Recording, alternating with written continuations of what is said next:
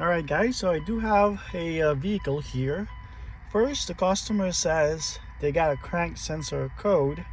They replaced the crankshaft position sensor and now it needs relearn. The vehicle is crank no start. Yeah, I duplicated it. I turned the engine on. It's not starting it, but the way it sounds seems like we're dealing with compression here. I use my launch scanner here and I got P0340 camshaft position sensor A circuit malfunction on bank 1, and I'm like, okay, so we have a code, but the customer says we do not have a code.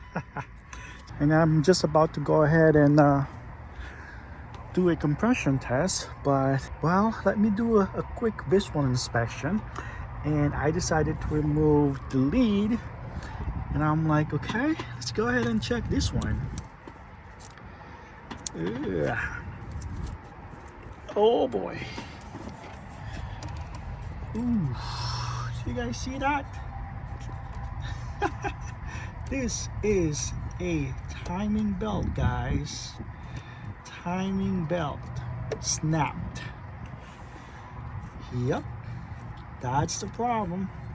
And this is a 2008. There's no, well, I mean, I replaced a lot of crankshaft position sensor, and those things does not require programming. So yeah, this is your problem, Mr. Customer, and something a lot more bigger.